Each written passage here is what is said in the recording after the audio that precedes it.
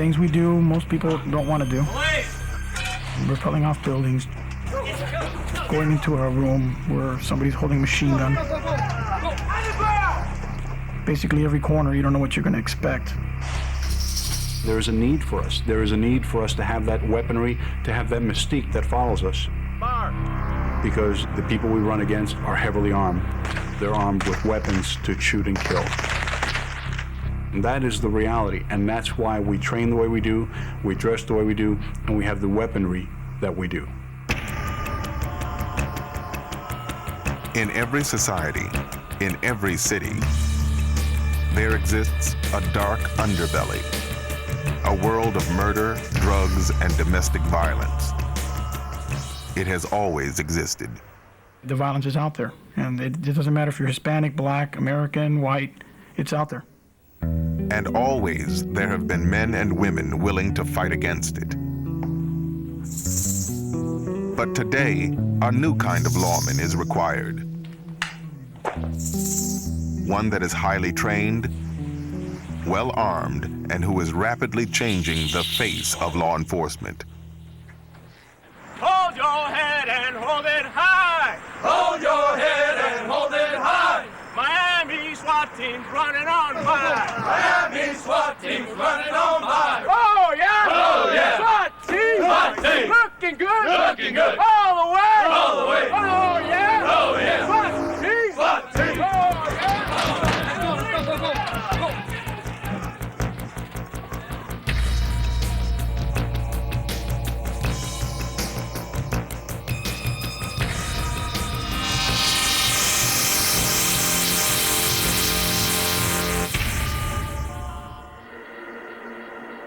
Miami's Special Weapons and Tactics Team was formed in 1972. They are called to action only during the most dangerous situations. Over the years, they have grown into a close-knit unit that has completed over 10,000 missions. Along the way, they have dealt with the most violent criminals that the Miami underworld has to offer. The little ninja stars at the wooden door, and you can hear him get... Half his head was blown off. I figured he was dead. I came back. I thought it was something like from... And he had a little laser light. Yeah. Then he kept shining out the light, and then I'm looking and I see this little... You slept for 20 minutes to be at a call out for 12 hours. The whole door went down, the windows went down. Oh, yeah. Bad day. Bad day. Bad day. 10 years ago, your primary function on the department was SWAT, 24/7. You were a SWAT member.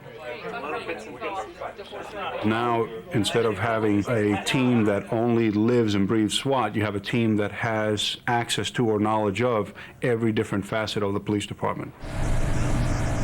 Today, a SWAT member could be assigned to anything. We have, in the past, we've had officers on Marine Patrol, in the gang unit, and you name it, we have officers there.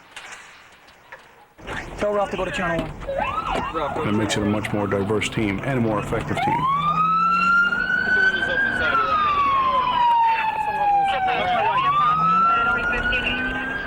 Detective Al Alvarez and his partner Bill Abrera are both gang investigators. Every night, they face the grisly effects of drugs. Tonight, they're fighting in the trenches with the users. Tomorrow night, they may be dressed in SWAT black, taking down the dealers. And he's the one who actually convinced me and persuaded me to come onto the SWAT team. But he's a really good cop, good street cop, very motivated. He's always gung-ho or so, and he works like an animal. He works a lot harder than I do, but we work well together. We're relentless. If we lose somebody, we will not lose them. We'll stay on them. Even if we lost them completely in an area, we'll stay there. We won't leave until we find this guy, and we'll stay there, and we'll get him. They spend hours cruising Miami's drug-infested neighborhoods, busting up deals, large and small. As they patrol, one ear is tuned to the SWAT channel, while the other picks up clues from the street. You'll hear them sometimes as you're coming up on a dope corner. You hear when they'll start yelling out 99 or the police, whatever their signal is for that area. There you go. Just like it, yelling like that. You'll have a lot of these guys. You have lookouts throughout all the corners. Okay. 5 or 60. About, Put roadblocks out for us so we can't get by. that is maybe 65 or 60. And that's what they do, Okay. so that we can't access their alleys.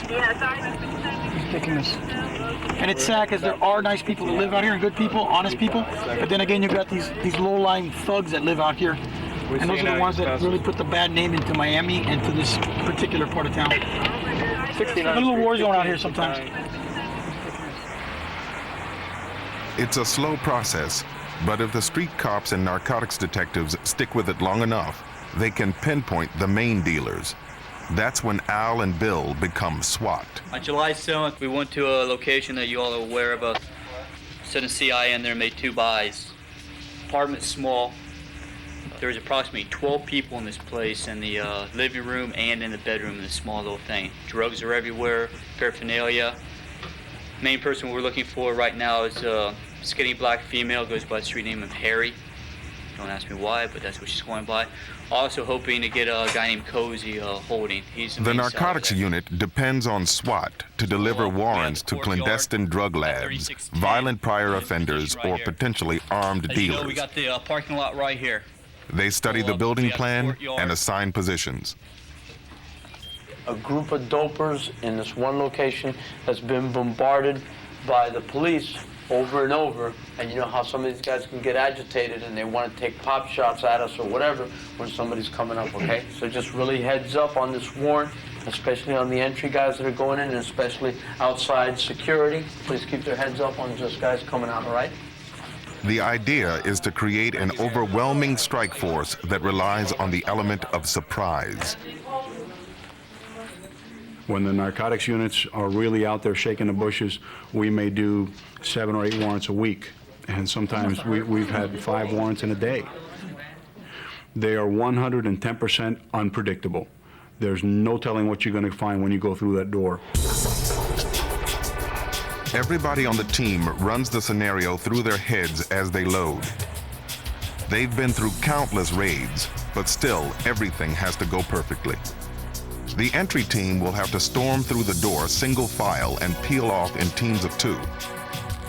They must secure every room before the dealer can even think about flushing the drugs or grabbing a gun. Right behind the entry team, toward the end of the snake, the arrest team will rush in and sort out the good guys from the bad. Every time I go through that door, I'm scared. But I feel I need to be scared because by being scared, it keeps me sharp, it keeps me focused.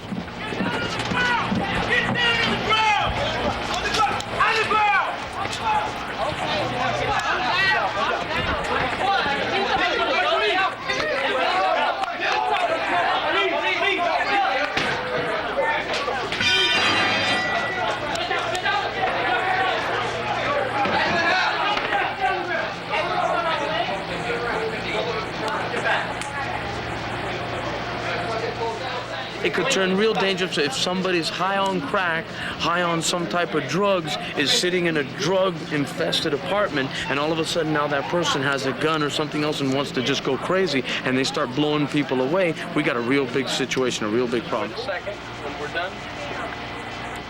You got to understand that maybe some of the people in there that have a drug problem aren't armed, don't want the problems, don't want the confrontation with the SWAT team, but yet you got someone in there that maybe is a little gone, a little twisted, and now he's high on cocaine, and now he's got a weapon. So that's where it can turn dangerous. In Miami, the chances of a raid turning dangerous are pretty high. In 1997 alone, the team seized 200 weapons and over 7,000 pounds of crack, heroin, cocaine, and marijuana. Although today's heroin yield is small by comparison, the team still believes that every little bit adds up. I think any bus as we look at it is a good bus because you get the people off the street. But for Danny, what his concern will be is for him to go in there and get enough stuff off the street and a good recovery to keep it away from kids and other people.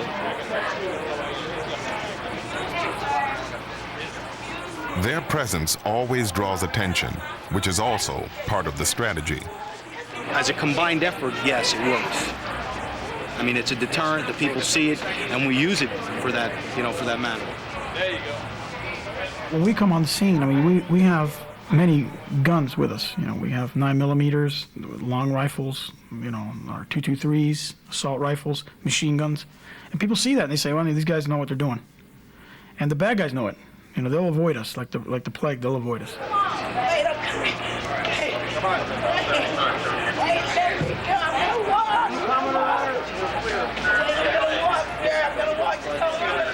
Critics argue that SWAT's arsenal and military-style tactics don't belong in a civilian police force.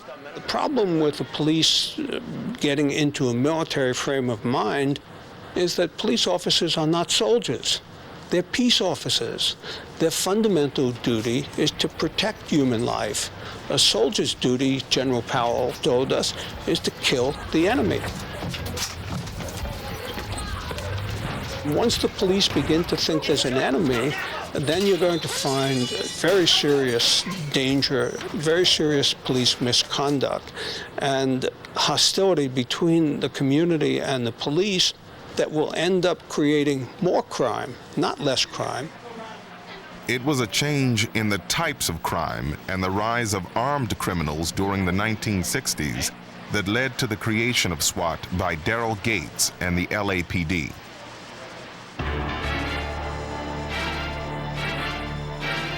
Police were overwhelmed by race riots that ignited throughout the country. Entire cities exploded into chaos. The Watts section of Los Angeles was hit the hardest. 34 people were dead in what will always be known as insurrection by hoodlums. Watts became urban guerrilla warfare. We had snipers shooting at us from all over the place. We had a huge area to cover.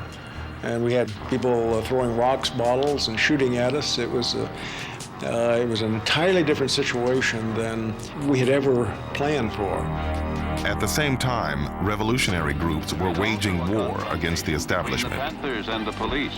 After 19 police are killed in unprovoked attacks, raids are launched on Panther strong points around the country. The arrests are many. 1 year later, any sense of tranquility America had left was shattered when 45 people were gunned down on a quiet university campus by a suicidal ex-Marine. So local law enforcement had to develop their own ability to deal with these very, very serious times, and so SWAT was born. I came up with the acronym SWAT, but what I really came up with was Special Weapons Attack Teams. And I thought that was great. I guess it's my aggressive nature. But I posed that to a deputy chief who became chief of police, Ed Davis. And Ed looked at me and said, "Daryl, there's no way you can call it Special Weapons Attack Teams." So tactics became the appropriate T, and so it became Special Weapons and Tactics, SWAT. I always remember the television series about SWAT early on, and I always chuckled over that because they would sit around in a staff room waiting for a call-up. Let's go. And then once they'd have a call-up, they'd all have their uniforms on. They had all this nice new equipment. They'd jump in this nice new shiny truck with all this nice equipment and race out to the location. We had none of that. We had the crappiest equipment you ever saw in your life.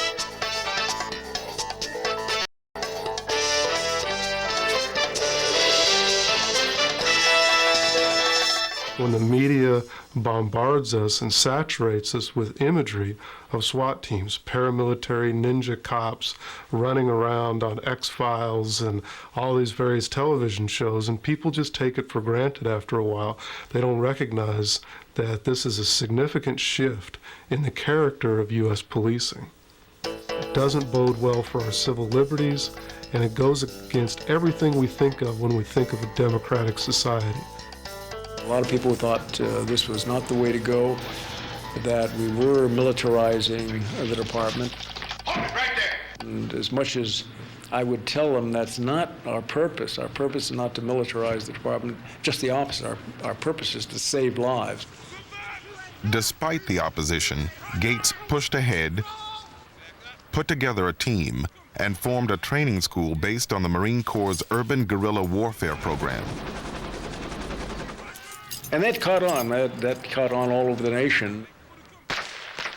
Training remains the main focus for SWAT.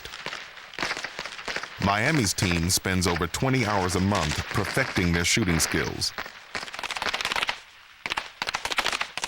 SWAT learned right from the very beginning, fully automatic, shooting in bursts, and that takes a lot of skill, a lot of training. And also that the individual had to be in tremendous physical condition. They'd have to run, dodge, and at the end of that exertion, they had to be able to raise up the weapon and be able to shoot very, very straight and very accurately.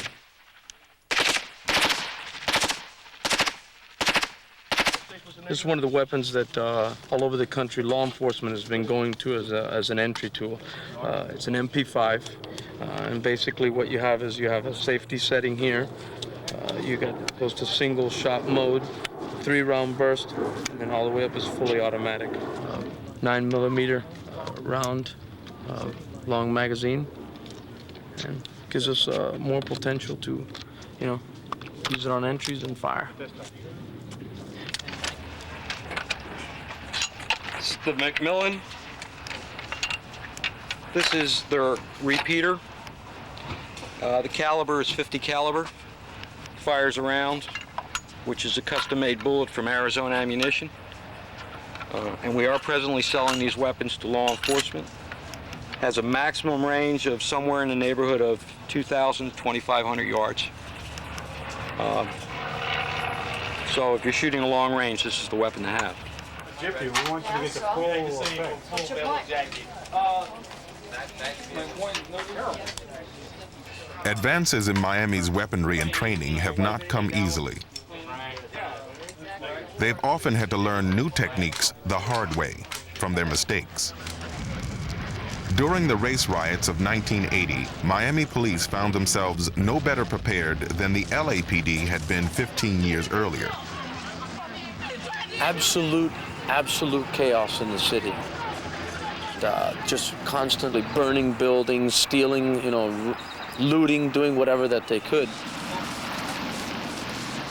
As a result, SWAT created a mandatory riot training program that team members, as well as regular cops, are still required to take. So make sure your gas mask, your chin straps are fastened, and all your equipment is secure. During these sessions, SWAT plays the bad guys.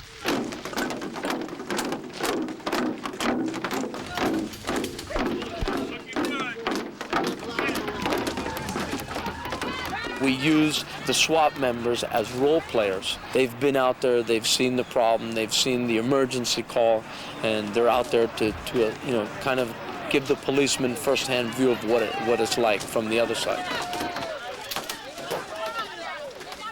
What we're doing now is how to respond in a group that an emergency situation is happening. Either get somebody out of a car that they're burning and that they're beating somebody to death. And that's what our responses deal with now when we're in a situation like this.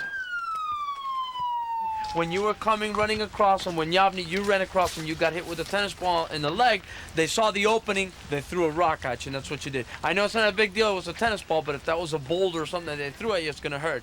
And you took SWAT itself has, over the years, realized that the threat and the potential threat is there, so there's constant training for that. That initial approach is important. Lights and sirens going. We do it over and over again, so believe it or not, although we may throw a tennis ball from time to time, we get whacked. After a 2-week period, every guy has got a couple of whacks. I mean, we look like a bunch of zebras across the arms and everything else over the 2-week period. So we take our hits too, and the SWAT guys tend to absorb it a little better than the rest of the troops. How come? Call it pride, call it that macho thing. I don't know what it is, the SWAT thing.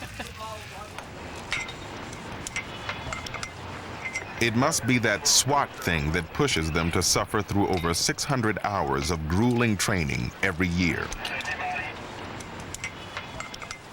Lieutenant Rene Landa is one of the commanders, and he makes sure his team is ready for anything. Even rappelling down a skyscraper in 100-degree temperatures in full gear. He's Mr. Personality. This guy is 110% hyper. He's very knowledgeable. He's been on SWAT team a long time. He's the kind of guy, you ask you to do something, you do it. I mean, he's just a great guy.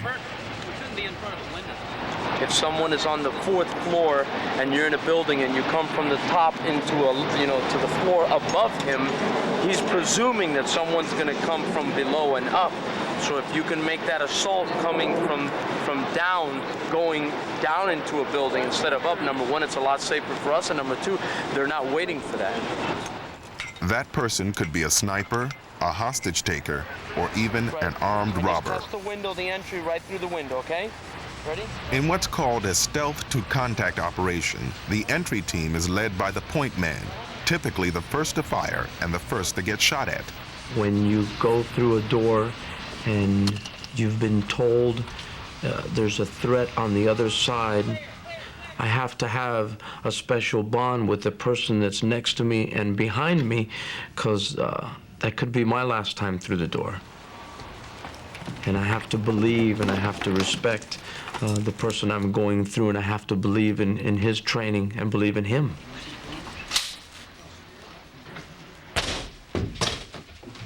I think there's a brotherhood, a camaraderie.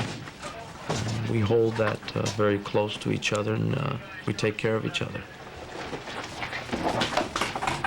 The door kicker clears the way while 2 men behind him protect his flank. The rest of the team files through the building quickly, securing each room and hallway, and in this case, pulling a wounded cop to safety.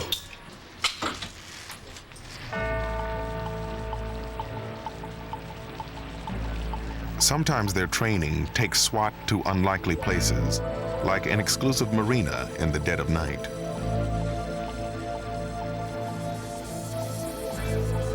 So much of Miami's drug trafficking takes place on the water that the team has had to figure out unique ways to infiltrate drug boats, like sneaking onto the dock in full armor, including bulletproof vests and waterproof weapons. Each person may be dragging along an extra 40 pounds. The sniper takes the lead and moves into position looking for his best shot. His weapon must be equipped for every situation. The Stoner SR-25 with a laser sight is perfect for night ops, when shooting from a helicopter or a moving boat. The silencer keeps his position hidden. The Stoner's a very good weapon. Excellent weapon. And it's good when you have to take multiple shots. The Stoner's more like an M16. It looks like an M16 on steroids because it's so large. Every sniper has his own personal favorite. Ray Socorro uses the Remington 40X bolt action. That weapon is assigned to me. No one fires it but me. No one takes care of that weapon but me. I know where my rounds are going to fire, depending whether it's the first shot of the day of the rifle or after the barrel has been warmed up by the firing. And it makes a difference between killing the subject and accidentally hitting a hostage. They spend countless hours honing their craft. The sniper's mandate is simple: to consistently hit a 1-inch target from over a quarter of a mile away. The perfect shot. We need to see how motor functions. You have to hit the medulla. It's the brainstem. And all the nerves and everything go through there. And a perfect place shot would be like this little triangle in the front, the behind the ear, or right in the back. And if you hit there, if you hit a perfect shot there, it would, even if he's attempting to pull the trigger at the time you fire, he'll never finish it because there is no reaction. It's just the whole body just.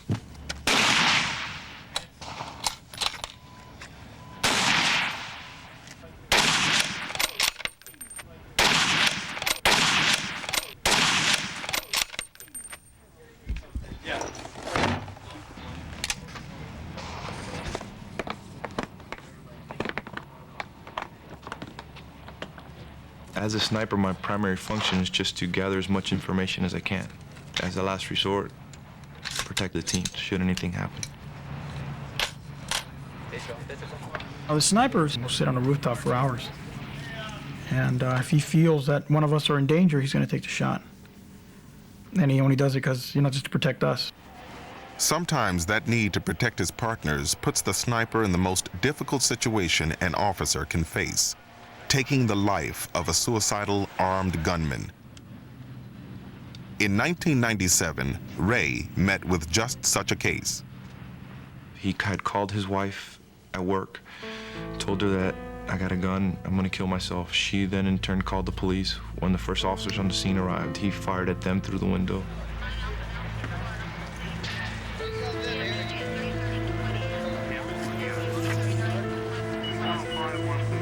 And I see the gun coming in the window, pushing the shades out. The gun's pointing at the direction of the team members, and I felt that he was gonna take a shot at them. We were pleading with him, we tried different tactics, and unfortunately he was in a situation where he wanted to die, and it appeared he didn't have the courage to do this himself, and a very classic symptom of that is when you fire at officers or you fire at other people so that you will be fired upon, therefore taking that burden of shooting yourself, but you still accomplish the suicide. It's known as suicide by cop.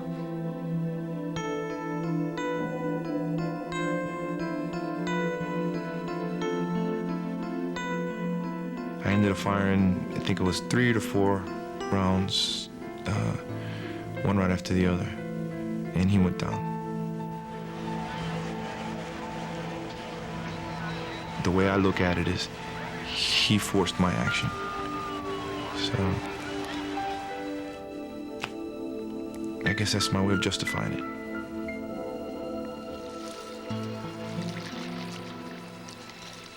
Miami is a city defined by water, which means that its SWAT team must be as skilled in this realm as they are on the hard city streets. Someone's been taken hostage. In this situation, we're going to use Lil. We'll put her in the center of the island. Supposedly some terrorists have grabbed her, brought her on the island. They've booby-trapped the island up with various different types of explosives and everything else and tripwires. And what I'll have is I'll try to have the team make an assault on the island and see if they can rescue the hostage. The bomb squad employs an arsenal of traps to test SWAT. So what I'm doing now, I'm setting up a decoy. What I want the team to do is to get fixated on this particular item right here, when the one that I really want them to get caught on is the one right behind them, which you can't really see. There's another tripwire right where that beer bottle is. There's a tripwire right there. Once the island is fully wired, SWAT advances just as they would in a real rescue. If you had someone taken hostage, like in this building here, you just don't drive up and just park the boat and everybody get up and just assault the building. You have to deploy the team, a distance away from the building that has to be assaulted, That means deliberately rolling off the side of a boat traveling at full throttle.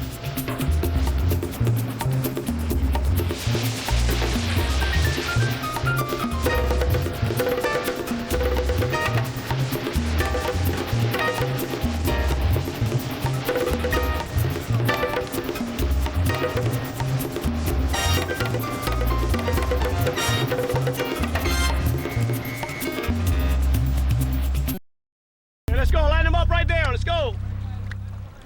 Line up at night, it will look like a log in the water.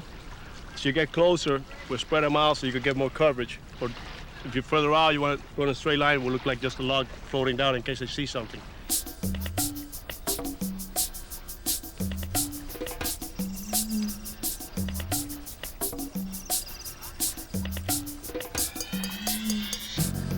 SWAT for me is the biggest thing you could do in the police department because you're privy to things that normal patrol people never are. Normal patrol people will never be involved in an entry for a barricaded situation. They'll never be involved in a bank robbery type situation.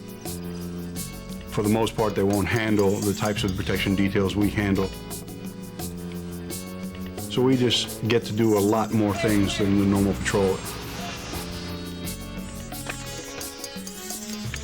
The training that we have and the discipline that we are required to maintain to stay on the team is definitely a cut above the normal patrol guys.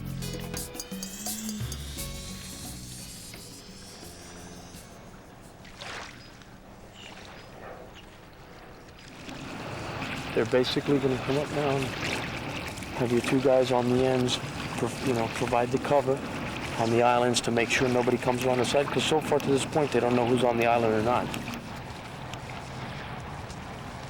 Sylvester Stallone's house is on the water. Madonna's house is on the water. I mean, who's to say somebody might want to do something stupid there? There's other places right on the water. I mean, our mayor office is right on the water. You need to have water infiltration also. At this moment, he's looking for any type of tripwires, anything that he can find in his path to where they want to get to.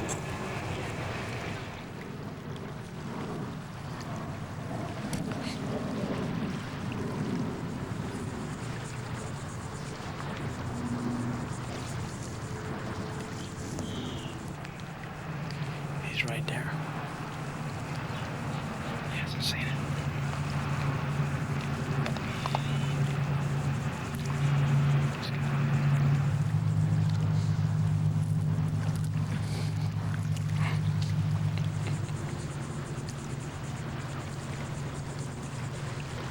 You need a SWAT team. You need a special group that will be able to take care of the situation. And if people don't think they need you, I mean, they're very mistaken. They live in Mayberry somewhere. There's a handle right up here. In Miami, hostage situations happen all the time.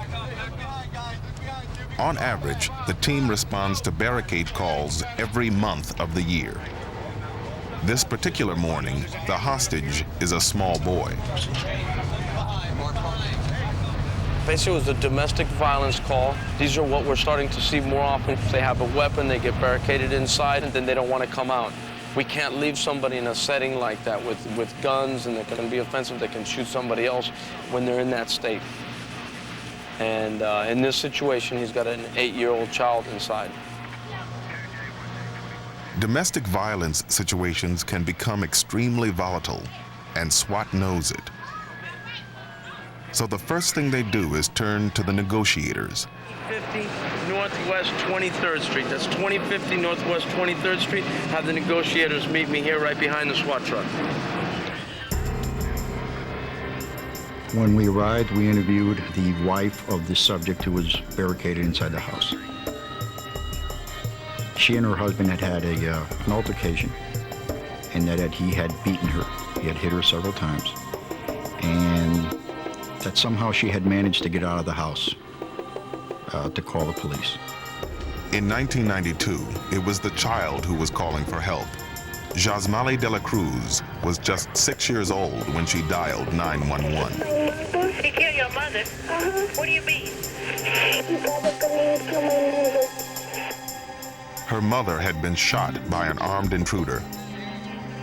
Jasmali stayed hidden under her bunk bed while talking to the police. You under the bed in the bedroom?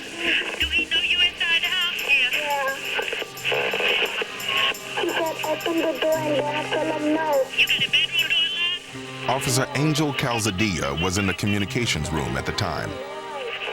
Took over the phone call, just started speaking with her, calmly talking to her about different things, just to keep her distracted. I'm in a room where the calls come in miles away, so you feel helpless. You feel like you're at the mercy of this gunman inside their house. Several times that we thought, we were going to lose her. We would hear gunshots inside the house, and then I'd wait to hear her voice again and make sure she was still there.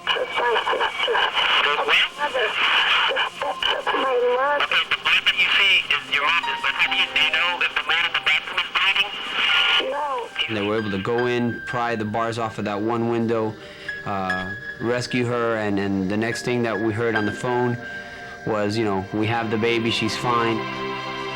And then cheers just went up. I mean, it was like the launch of a space shuttle. Everybody just jumped with joy at the fact that this little girl had been saved by our SWAT team. Tell me about my daughter.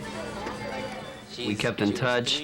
When my birthday came around, her and her sister and her dad threw me a little party, and they had, she gave me a bottle of champagne. I guess it made me very thankful to have been in a position to help her. The City of Miami Police, they did a real great job.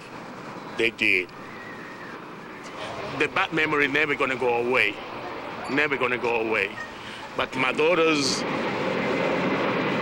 they love Angel. They love Angel.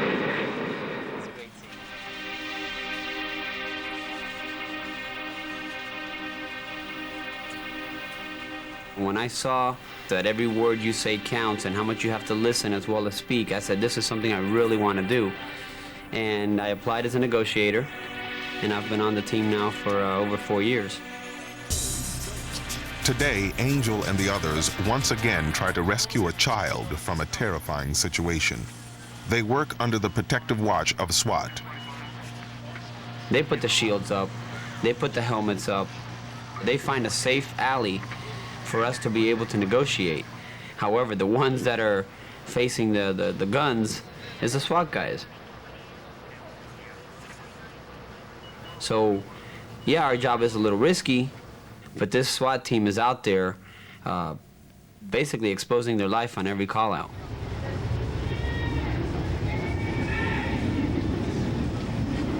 Somewhere inside, an estranged father holds his 8-year-old stepson hostage.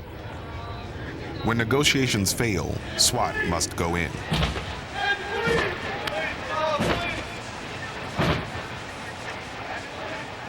You have such a concern and you have such a will to want to get that person out when they're in a barricaded situation. That's when you're afraid, when you're not sure if he's going to say, I'm coming out, or if you're going to walk in and unfortunately they're all dead. That's the scariest moment for me.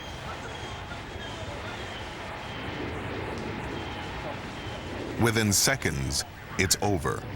This time, they were lucky. The boy's fine. He's a little shaken up. He's with his mother now. So, we'll strike one up for the good guys. A truly successful mission is when even the bad guys come out unhurt. Things don't always turn out this way. One of the toughest situations a negotiator faces is Stockholm Syndrome, when the hostage develops an affection for the hostage taker. Detective Mike Marquez remembers one such tragic case. We went at it for 9 hours. As time went on, it became obvious that she was having difficulty delineating who was the good guys and who were the bad guys. He shot at us 4 or 5 times. The decision was finally made to make entry. While attempting to make entry, he had heavily barricaded the door, shot the victim in the head once, and then shot himself before we could make entry. She got killed. And he then turned the gun on himself and shot himself in the head. He cut both his eye sockets because he put the gun in this way, and it went straight across. And believe it or not, the kid lived, and he's completely blind, and he's in a mental institution. This type of scene led Miami to place medics on the team. Today, they provide immediate assistance to the injured, cop and criminal alike.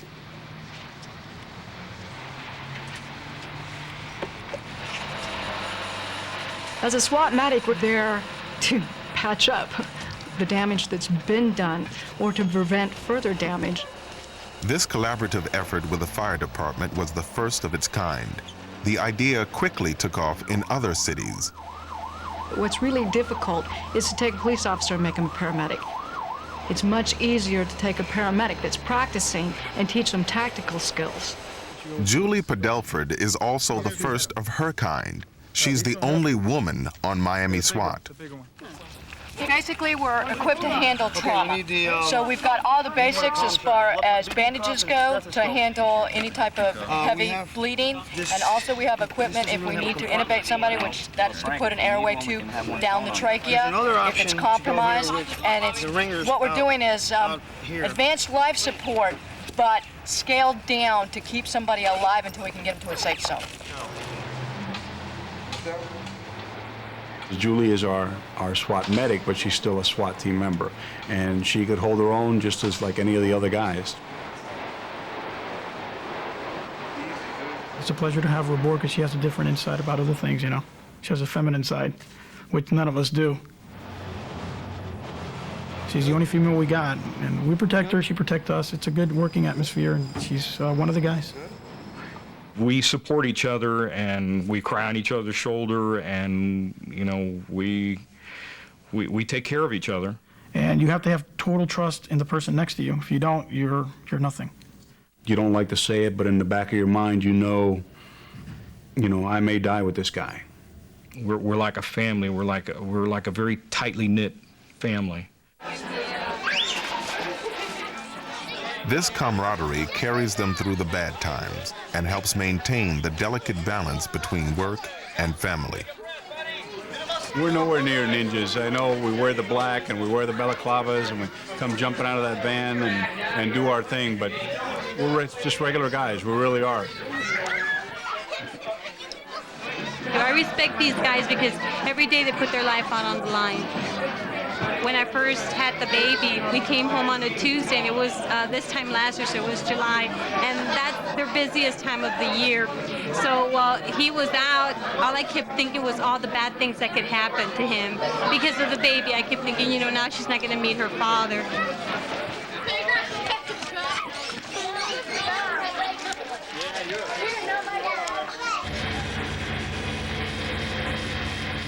When Detective Tony S.W.A.T is not on the front lines with SWAT, he's working the undercover scene with the narcotics unit. He operates from inside a custom-made spy mobile. It's so secret, most Miami cops have never seen it. Tonight, he's sneaking around the parking lot of a rave concert in, well, we're not allowed to tell you what he's in. He's dumping acid. This guy is taking acid. He's going to be tripping in a little bit. Tony monitors the scene with all kinds of surveillance equipment, specialized cameras, night vision equipment, bugging devices, recording equipment. He's got it all. The last rave concert we had, resulted in several overdoses.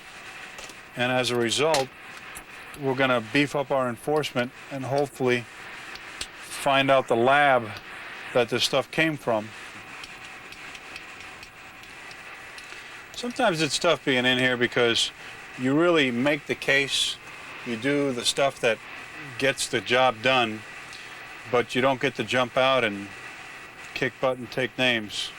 And that kind of bothers you sometimes. The other thing is, the other guys are in the spotlight. We're kind of the shadow warriors, but that's okay. I mean, it's part of the job. I see our female here. I'm watching her pockets. Could almost see. There it is. Let me get that view. There you go. What do we got there? Oh, there you go. Stick it in your waistband. Love it. Love it. And there you go. Smile for me, baby. You're on candid camera. Ha! I love my job. It seems abusive to come down on a bunch of teenagers with the SWAT team, the super sleuth undercover guys, but it's not excessive. It's nipping something in the bud, if you will. They're putting kids into comas. And it's not we're out there to target the kids for doing a couple of drugs. We're out there trying to target the labs that are producing the drugs that are really killing these kids, and they really are. Miami's surveillance operation is just one of many in the war on drugs that was launched by President Ronald Reagan in the 1980s.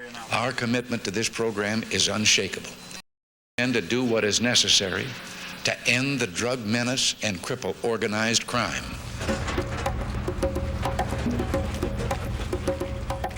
The more drugs that flowed into the country, the more aggressive Reagan's policies became.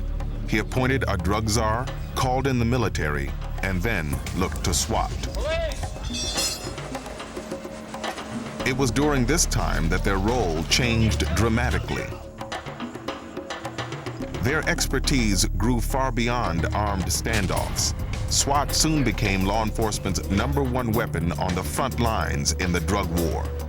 In 1996, teams around the country delivered 25,000 warrants. Miami SWAT averages about 2 per week. Today, they stand by while Tony pulls the arrest record on a house where the narcotics guys made a crack buy. It's the last bit of information they'll need to justify a high-risk warrant. If the police have been there twice for parking violations, you know it's really not that big of a hazard location. However, if you run it and you get 10 cases of ag batteries and weapons violations and whatnot, you're going to have your hands full when you get there. Looks like we've got 1, 2, 3, 4, 5, 6. Busy place. Very busy place. 13 on one page. They've got what they need to send in SWAT. Let's go, go, go.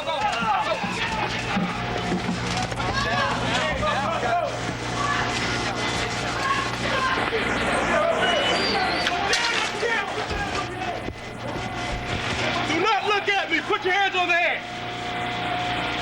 Put your hands on your head. My hands on my head.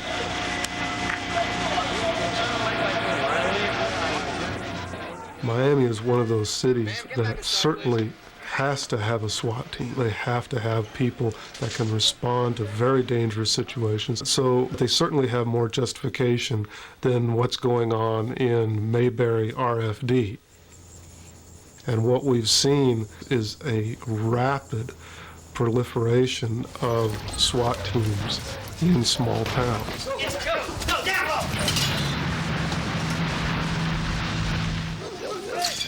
Strict standards are not always enforced, and in some cities, mistakes have led to tragedy.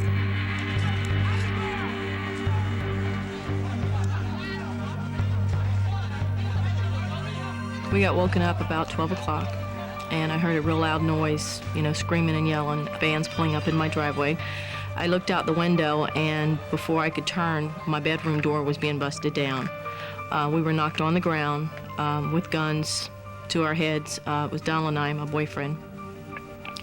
And it just happened really fast. A lot of screaming and yelling, get down, get down, get down, They knocked us on the ground, face down. They just kept asking us where the drugs were, which we kept saying there's no drugs, no drugs. SWAT teams must walk a fine line between enforcing the law and violating the Fourth Amendment. Obtaining the right information is crucial. For Miami's SWAT team, mistakes are rare. The reason for that is because our undercover officers are brought with us that made the purchase usually from the home, knock on the exact door with his hand and continue moving, and then we bust the door open. Critics argue that military tools and tactics may be winning the battles, but it's the overall strategy that's losing the war. Walk, yo, man. Walk. Yo, let's go. The war on crime, the war on drugs, the rise in paramilitary policing, and the military getting involved in law enforcement are all joined together. So this is a whole cultural phenomenon, but it's critical to recognize that it's being promoted not just by police officers themselves. The companies that are selling the weaponry and the companies that are selling the body armor, the companies that are selling the battering rams, the companies that are selling ways to convert an armored personnel carrier into a police vehicle, all of these companies exploit those warrior fantasies. No, the size is what makes the difference. All right, I'll tell you what. Both eyes open. Let's order about 30 of these. 20 of those. SWAT doesn't see it this way. Okay. Yeah, we surrender. Julie's coming. Down on your knees, boys. I'm coming at you. For them, it's simple. They're just trying to keep up with the bad guys and stay alive. We're highly trained over and over, again, with weaponry that we need, and with bulletproof vests and different tactics to take care of business. You're not going to convince 10 guys, I don't care how gung-ho they are, to go through a door with a pea shooter when the guy on the other side has got a bazooka.